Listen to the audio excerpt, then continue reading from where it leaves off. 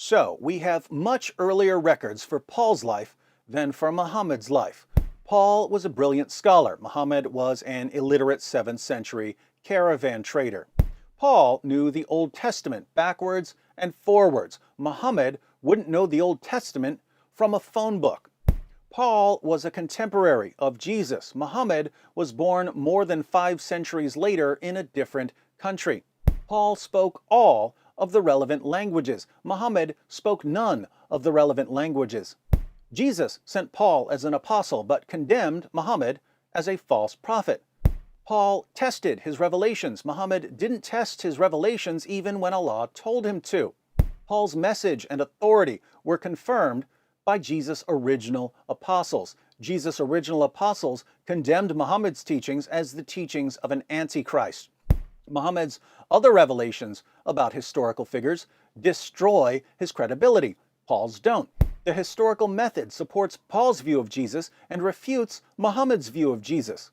Muhammad's teachings were heavily influenced by paganism.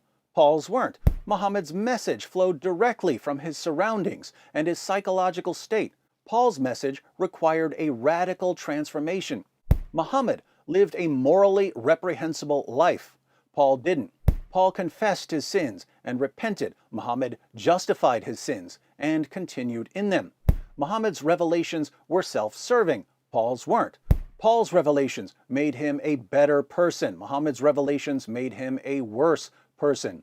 Paul won converts through peaceful preaching. Muhammad won converts primarily through bribes and threats. Paul endured greater persecution than Muhammad. Muhammad was spiritually disturbed. Paul wasn't. Paul performed miracles. Muhammad didn't.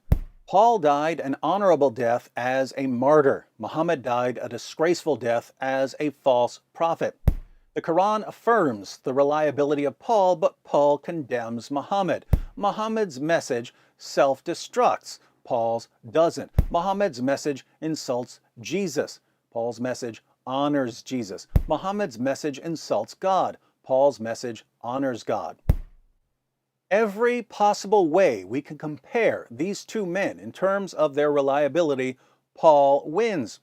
So we're looking for someone to tell us the truth about Jesus. And on the one hand, we have Paul, who may be the most trustworthy human witness of Jesus ever.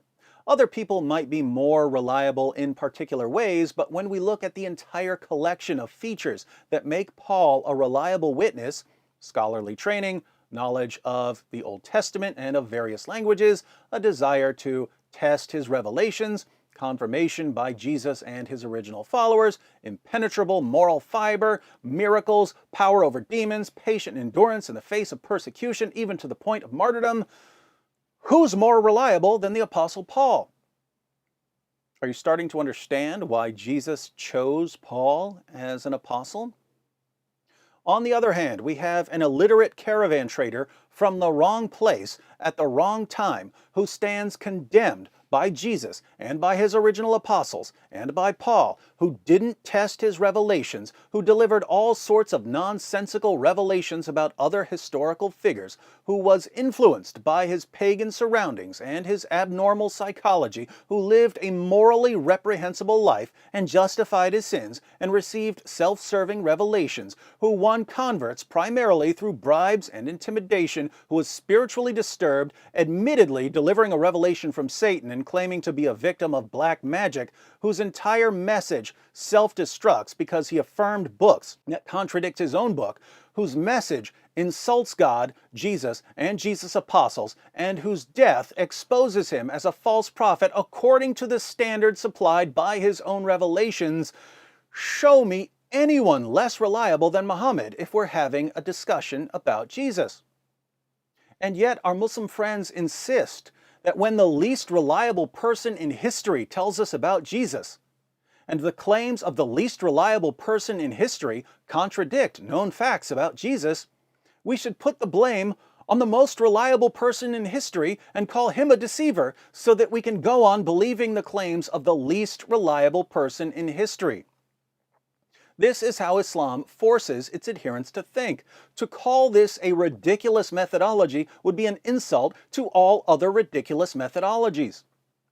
Paul completely outclasses Muhammad. And guess what, Muslims of the world? Paul's not even our main guy. Jesus is our main guy.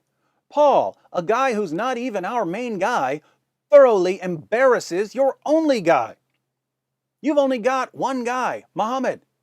You think you've got God and angels and prophets and so on, but it's really just one guy telling you what to believe about everyone else. One guy telling you what to believe about 50 other guys doesn't mean you've got 51 witnesses. It's still just one guy. In Christianity, we don't have to base our beliefs on a single witness. The prophets who came before Jesus confirmed his message. Jesus' disciples confirmed his message. The Father confirmed his message. The Holy Spirit confirmed his message. Angels confirmed his message. We have a cloud of witnesses affirming our beliefs even without Paul.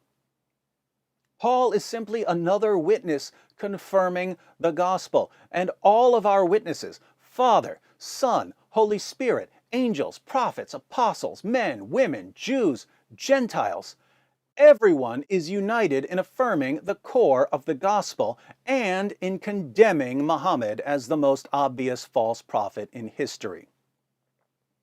But when Christians follow the example of the Apostle Paul, and we show you how many lies you've believed because it never occurred to you to question what your leaders and your parents told you, you get angry at us. You don't get angry at them for filling your heads with nonsense. You get angry at us.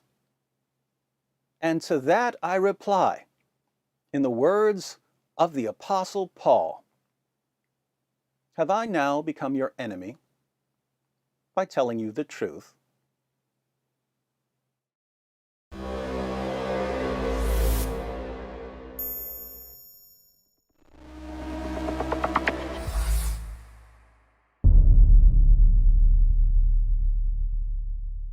Hi everyone, thanks for watching.